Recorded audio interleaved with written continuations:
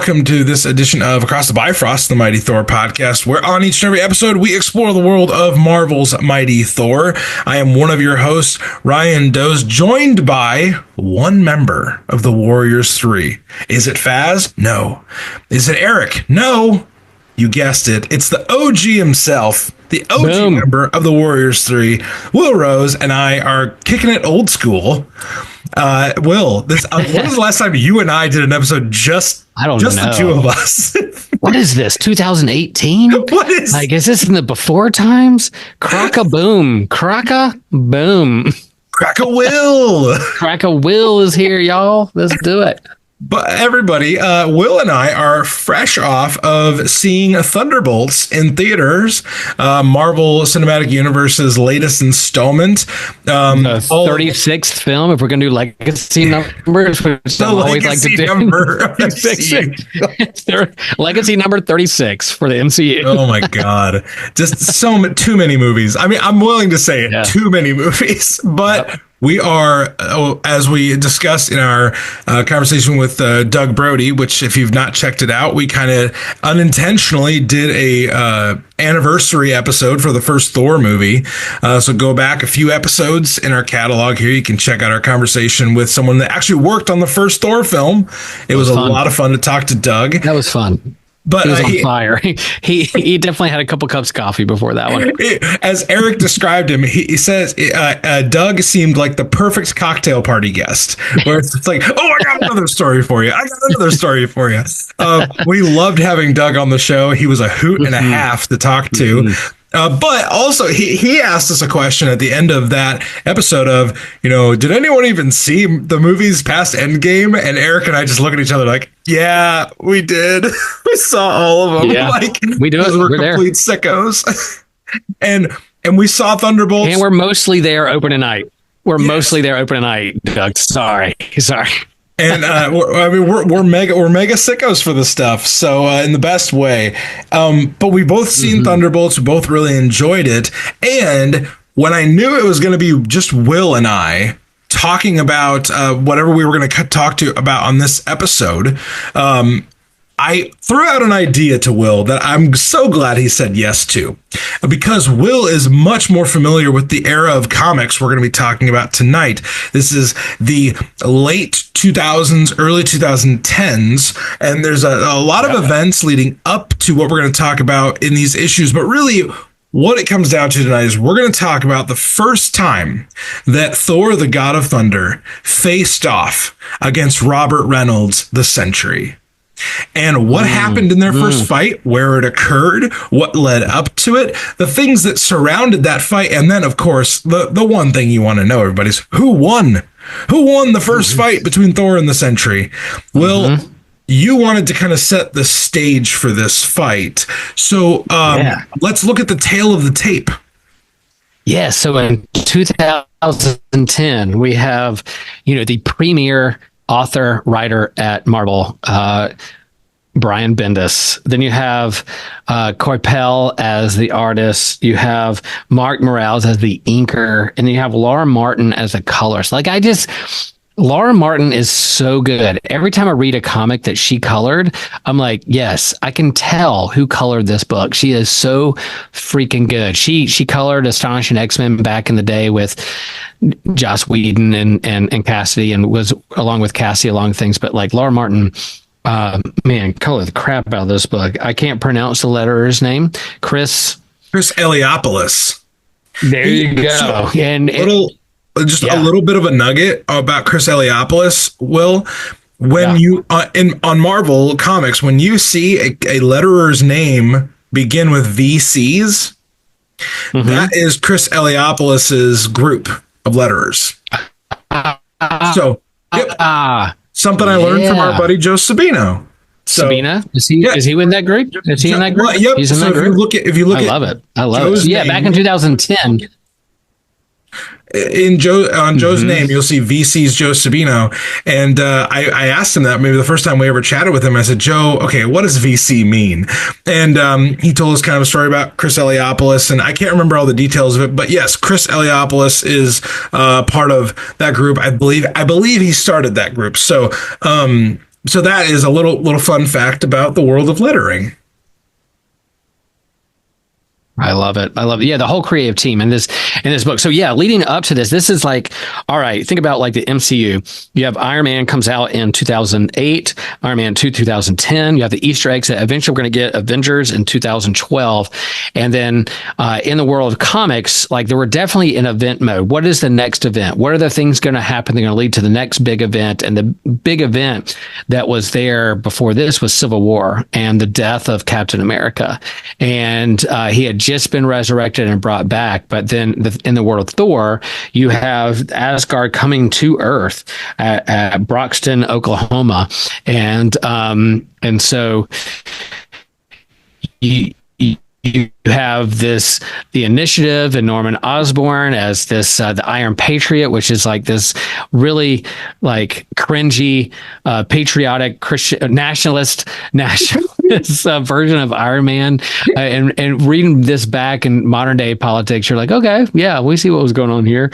But yeah, so these events and Siege, this book we're reading, Siege, is this clash between the Avengers, who are not a part of Norman Osborn's crew, and this whole kind of climactic thing with Asgard being there hovering over Broxton, Oklahoma, and what's going to happen there. Like this is when Obama's president. Obama shows up in this in the shadows. They don't say it's Obama. They say Mr. President, but you can see the outline in the profile. You're like, I know who that dude is.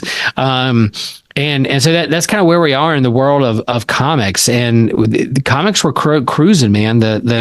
These events and these creative teams were on point and really rock and roll, that helped pave the way for the MCU, because the MCU, they were looking to the comics of the day, and really they didn't have really do a lot of work on the storyboards. They just grabbed the graphic novel off the shelf and say, this is what we're going to do, and run with it. So that's kind of where we are in the state of the world in comics and MCU at the time. And one thing I just want to say, when Will talks about this era, I completely defer to his knowledge base. But I know Brian Michael Bendis is a creator that you've been reading for a long time, and this is really one of the major times that Bendis got to handle Asgard and got to handle Thor himself, because he, to my knowledge, Bendis never did a Thor run. Is that true, Will? He never did a Thor run. Yeah. He never did a Thor run, but he definitely had, New Avengers, the Avengers, Hero Cage. Like he did some of those books where he could pull Thor in. But the creative team out this time was that Fraction in 2010? Is that what was going on? Fraction, Straczynski were kind of in that era of Thor. Yeah.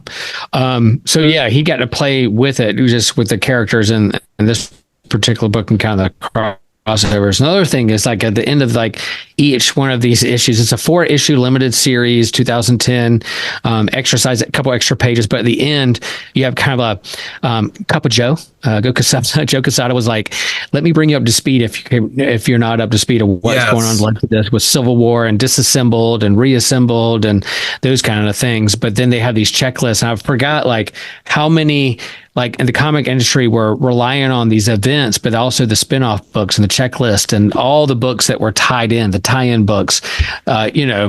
20 comics are tied into just the first issue, and you're like, oh my gosh, did I really? And you had to pick and choose, kind of like today. You can't buy it all, but they were really trying hard to lure you in to buy those things to fill in the rest of the story. But I felt, as a whole, rereading these 4 issues, I feel like the story held up. I don't know, I didn't need to read a lot of tie-ins to kind of get in the filler.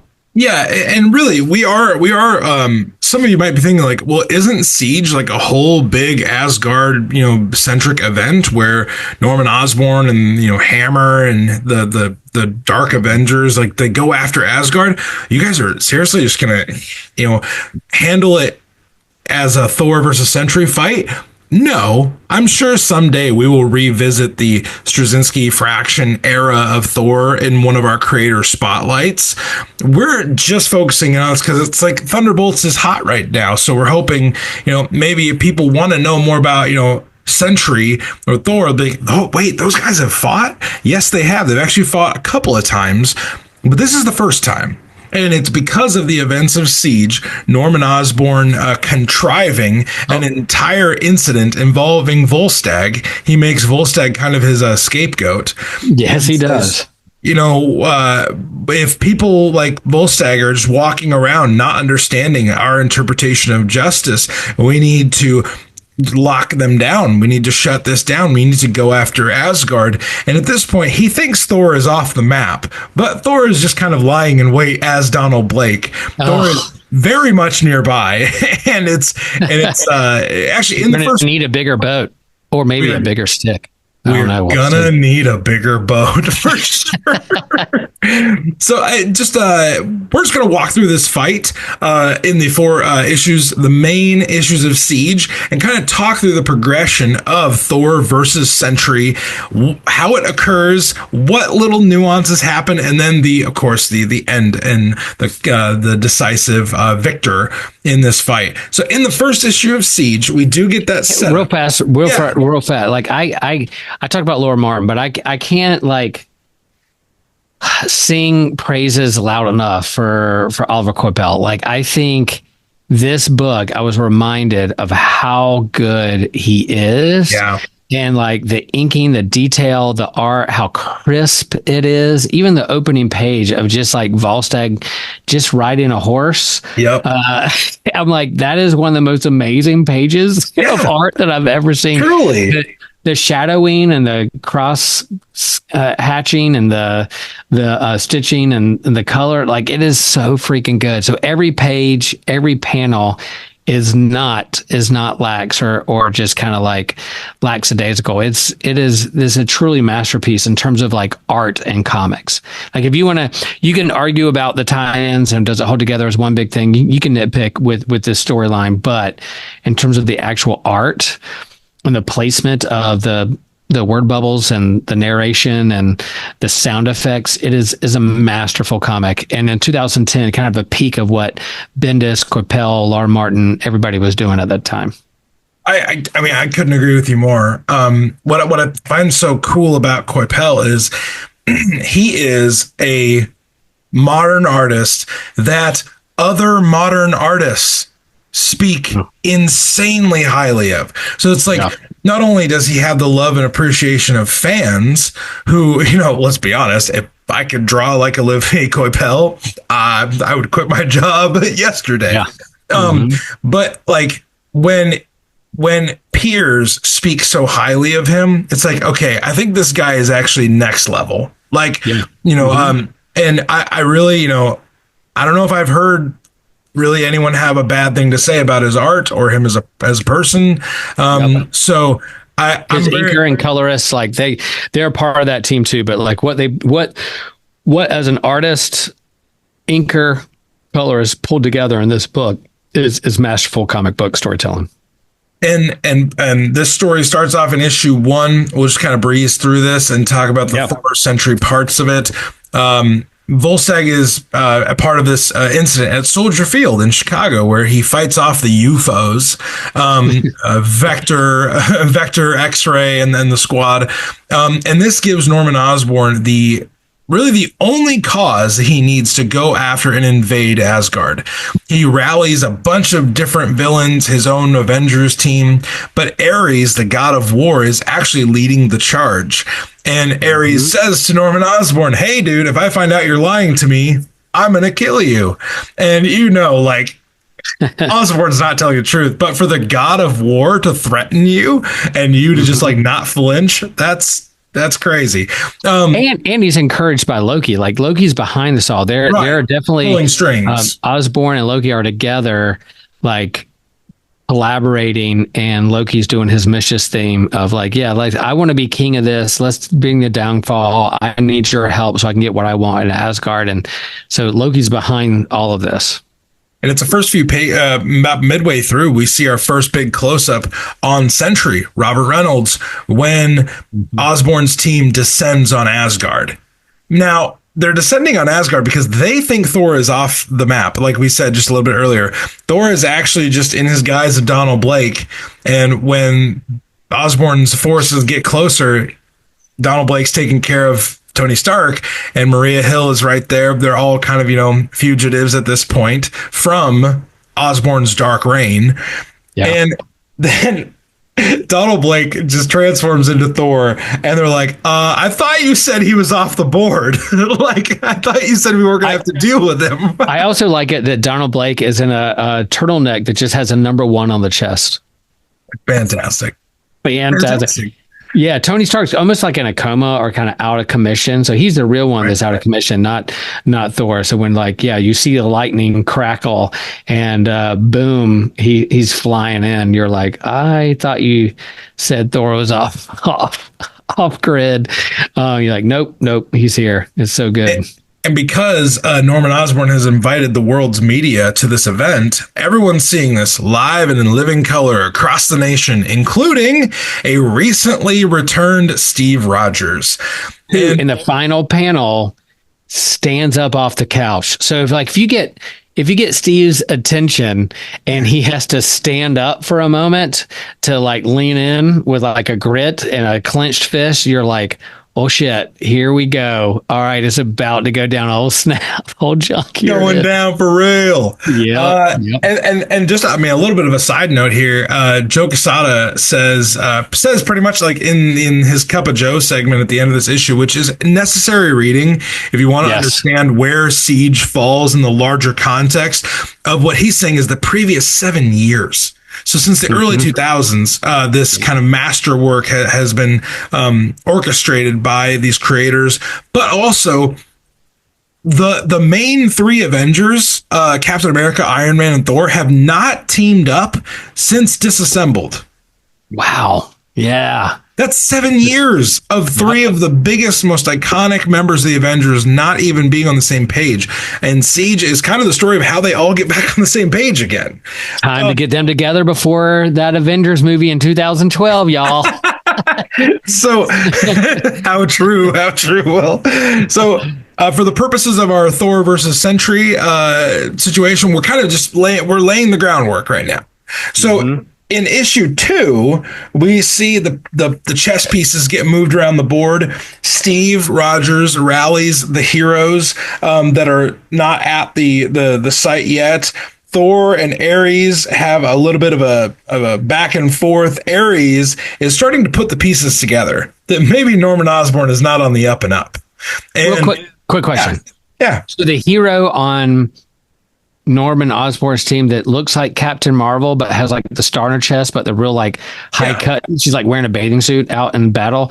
Who is not Captain Marvel? Who Moonstar, or it's Moonstone. Moonstone. Okay. So gotcha. She mimics the thing about the Thunderbolts is they all kind of mimic. They're all villains who kind of mimic the powers of the superhero they're embodying. So it's like Wolverine on the Dark Avengers is Daken.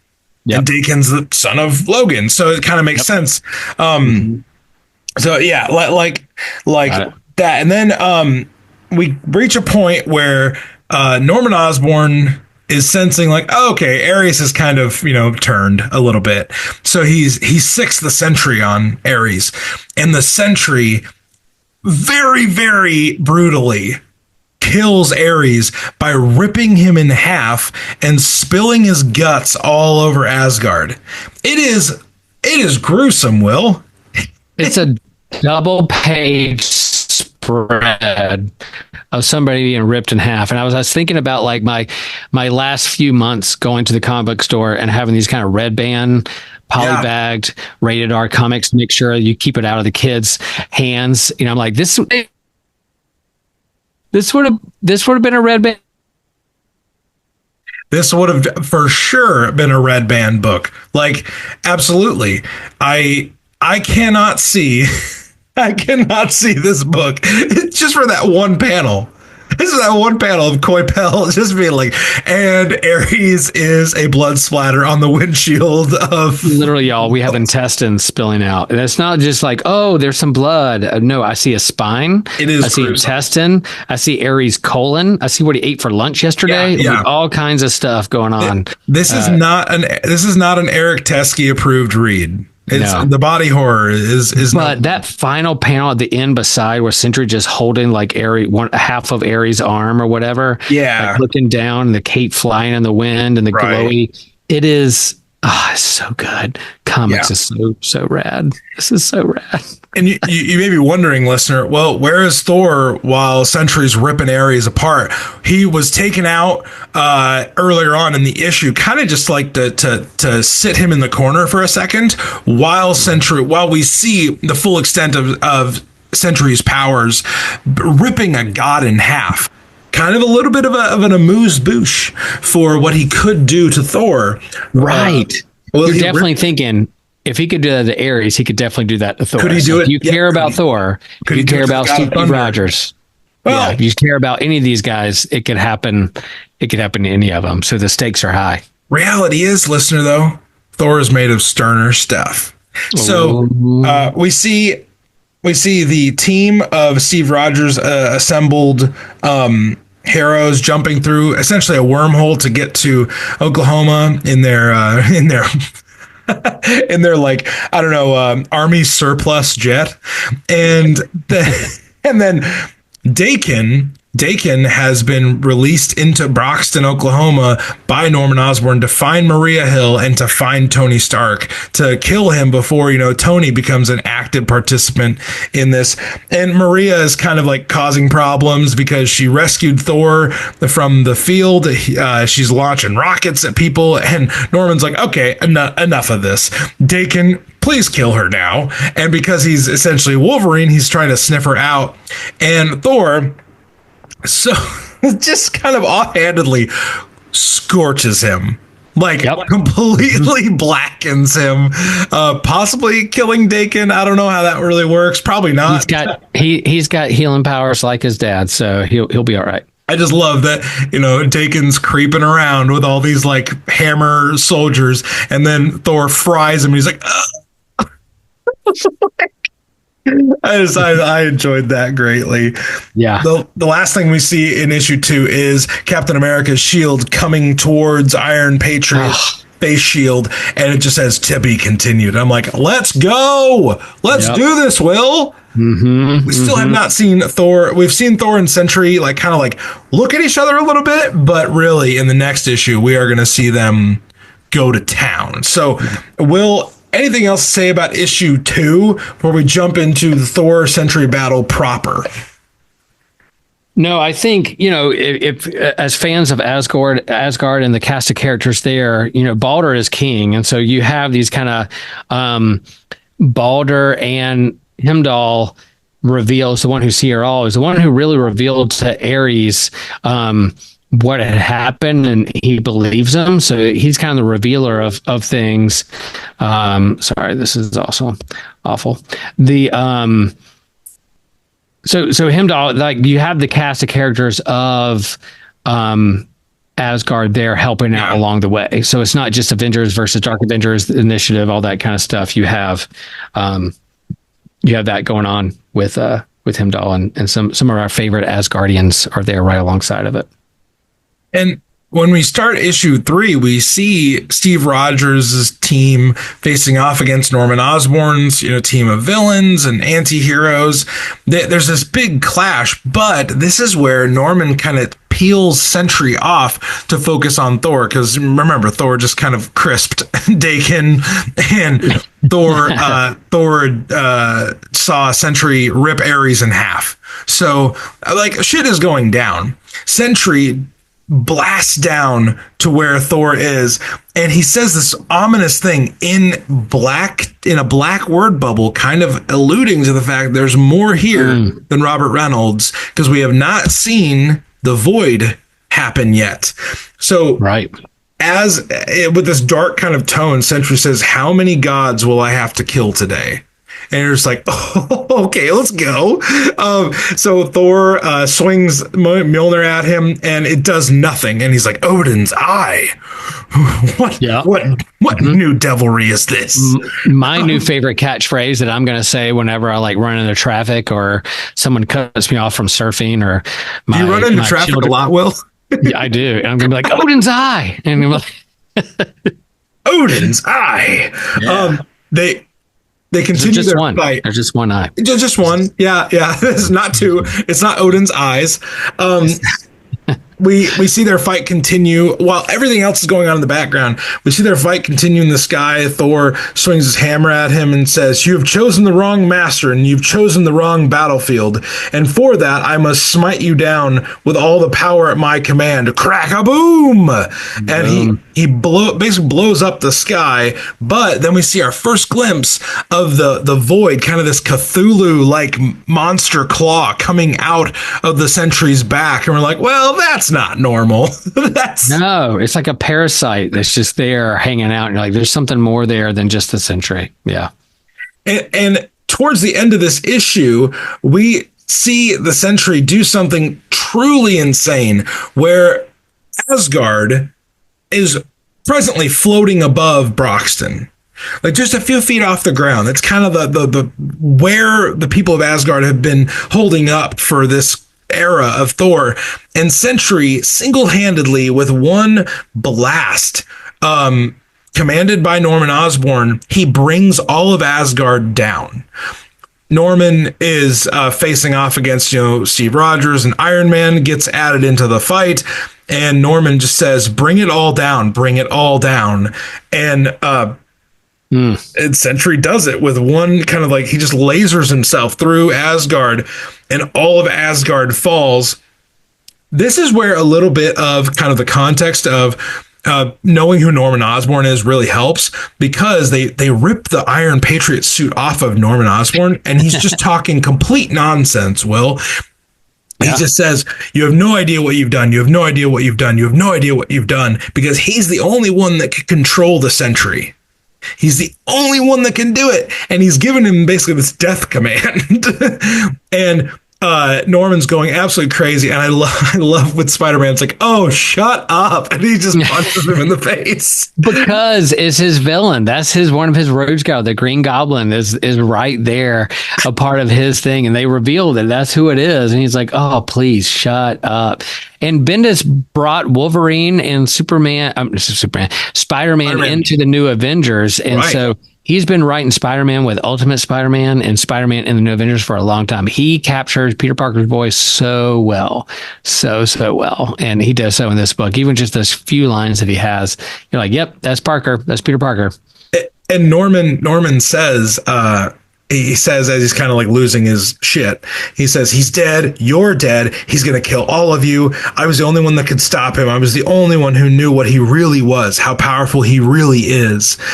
I was saving you all from him. You don't know what you've." Oh no, I was saving you. And he looks up into the sky, and the last panel of issue 3 is Robert Reynolds, the Sentry, transforming completely into this monstrous void. And like, Coipel is great. But in this last panel, I'm just like, that is actually scary. It's the Demogorgon. It's a Demogorgon from like Stranger Things. Oh my God, it is the Demogorgon.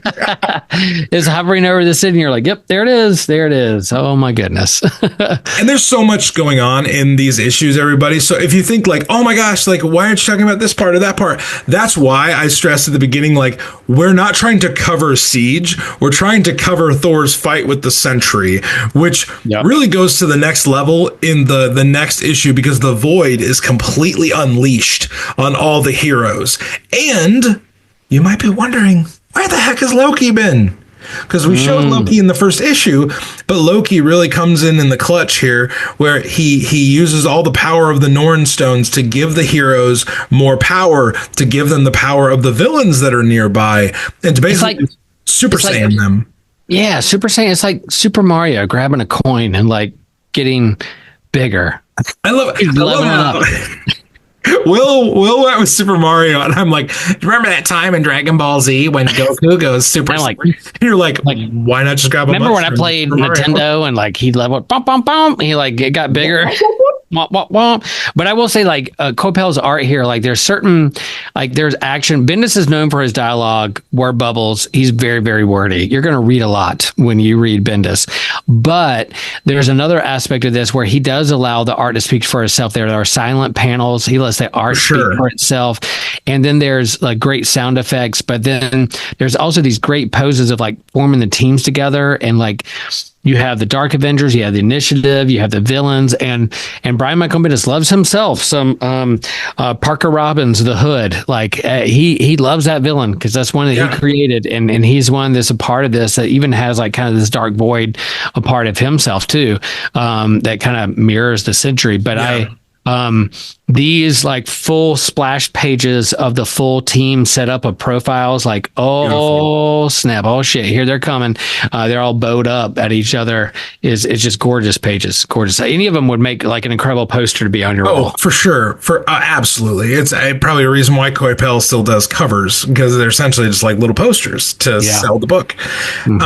I love what the Void says here, and the kind of the dialogue between the Void and Thor, as Thor and the Void are just, in the sky. They unleash kind of all their powers on the Void, but really Thor gets the spotlight here, as he should.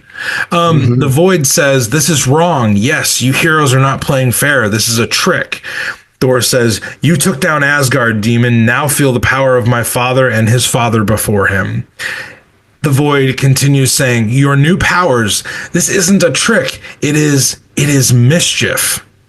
And Thor goes to protect Loki from the Void, but the Void like consumes Loki, and Loki gives a final like, "I'm sorry, brother," and explodes in a rare, like Will said, in a rare Bendis wordless page.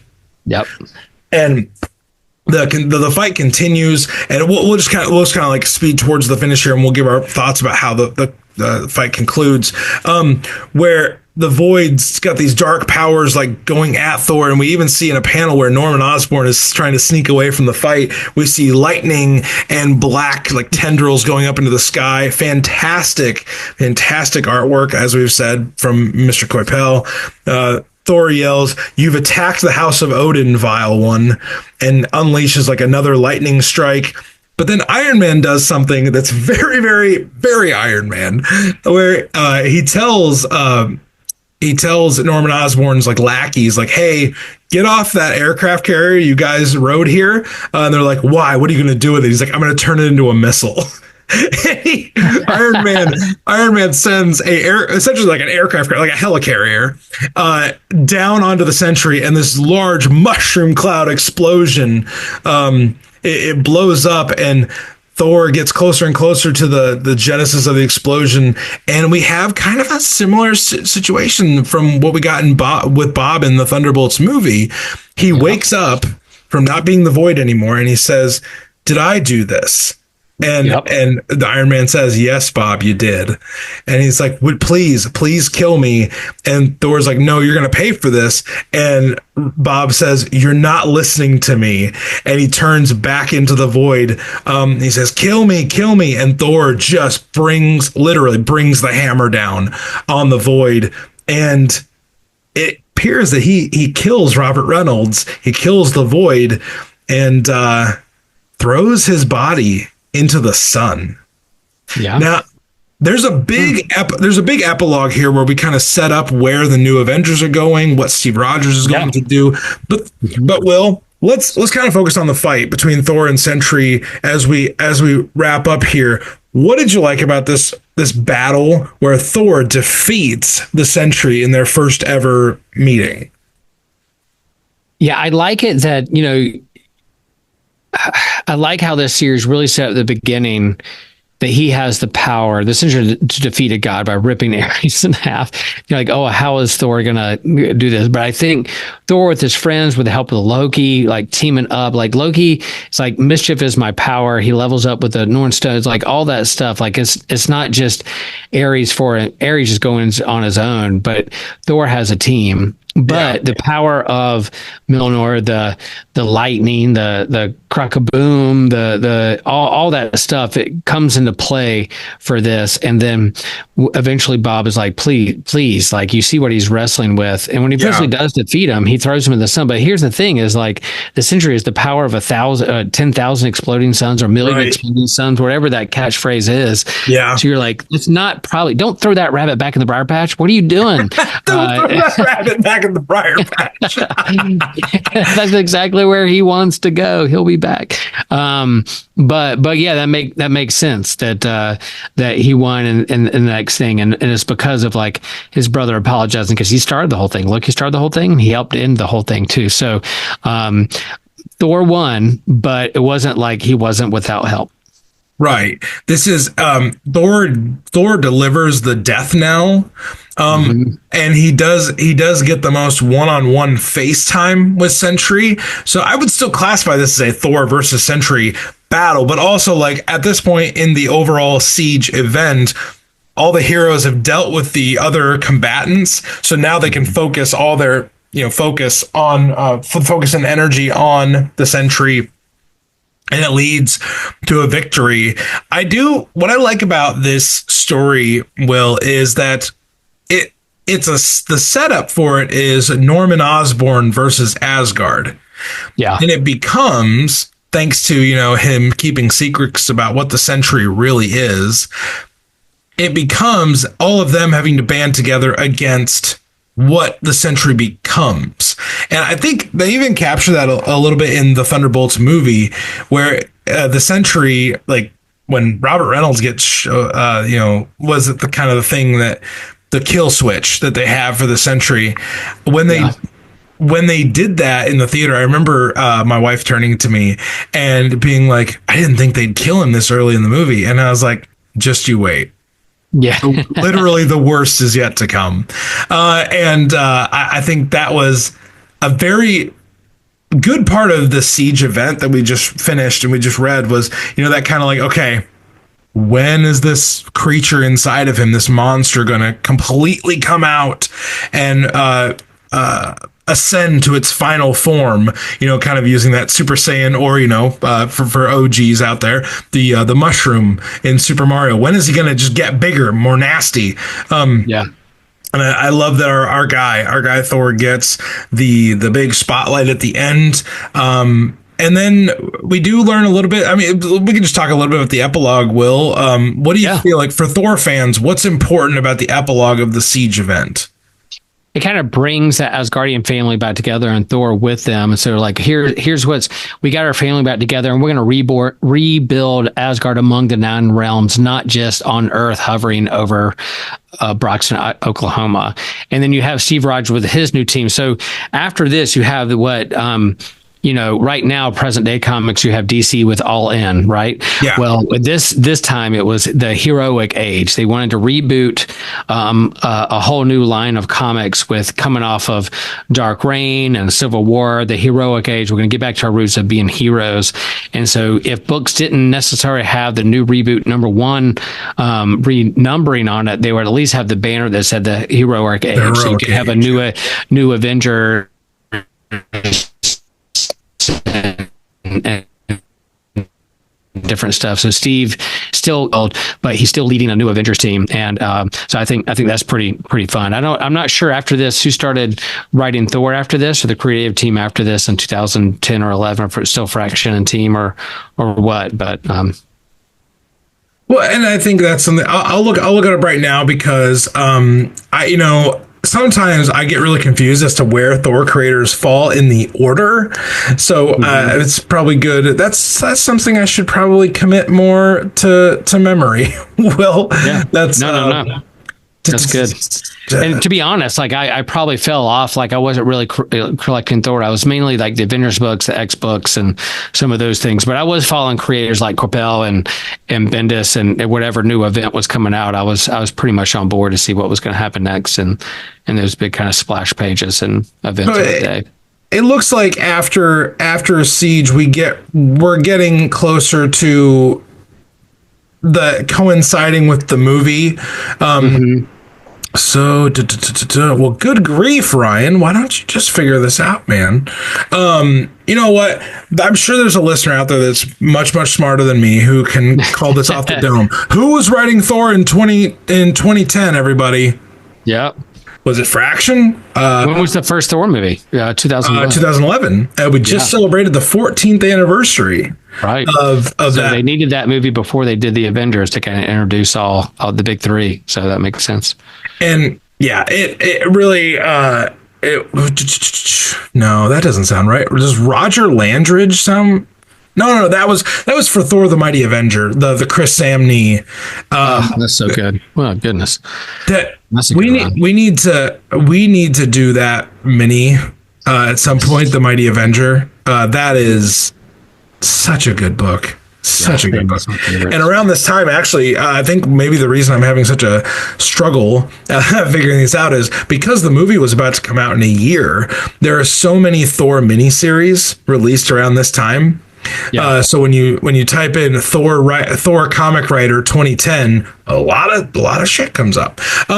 Anyway, all of that aside, everybody, Will, any final thoughts on Siege 1 through 4? More specifically, the showdown between Thor and the Sentry or the Void later on in the comics. It is a there's a lot of tie-ins. Don't worry about the tie-ins. If you can find Siege as a graphic novel and kind of like 4-issue, they're kind of double. They're not double sized, but there's the extra pages in those comics. So it's a little bit thicker, probably thicker graphic novel. But just for those for the art and the splash pages is totally worth owning for your library. Is very, very good. Epic battle and the coloring, the art. Can't.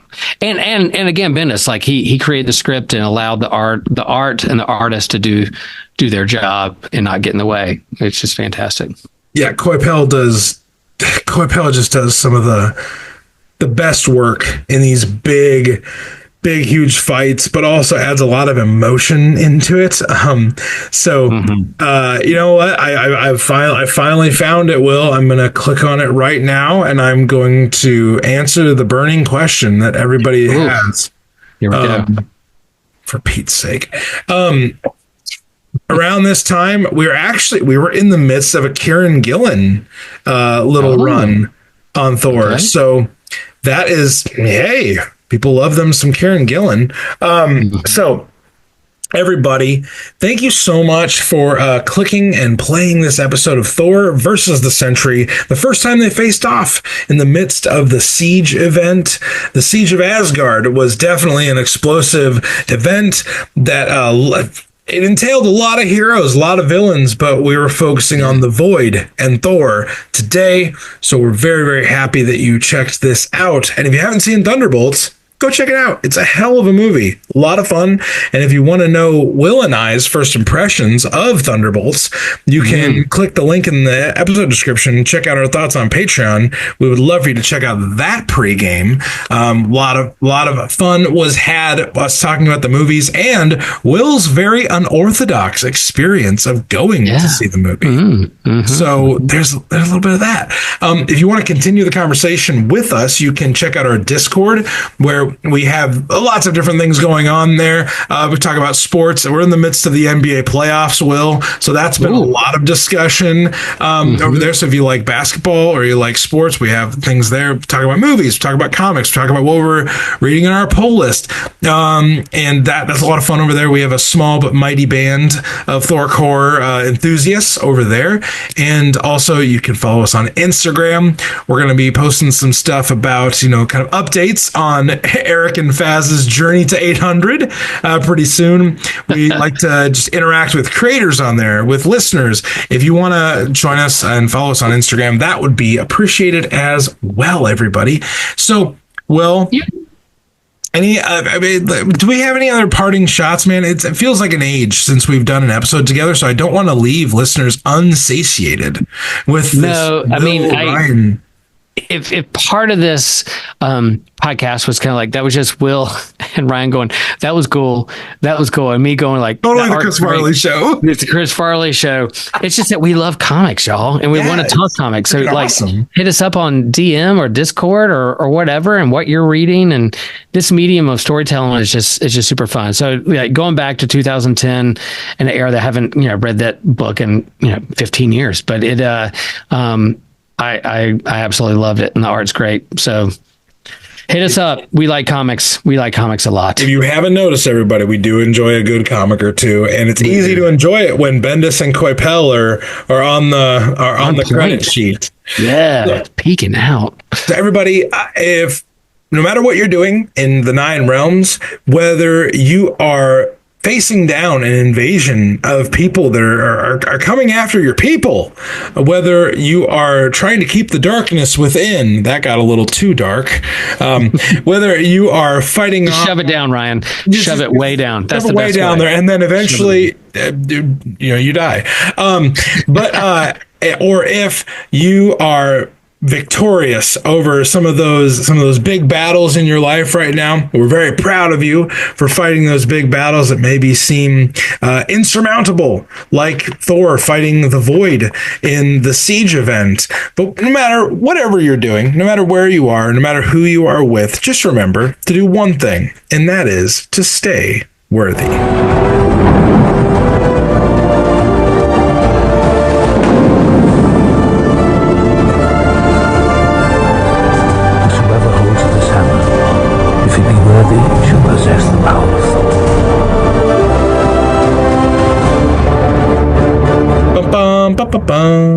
Ding ding ding ding ding ding. Bow, Not gonna wow. lie. Hey, What?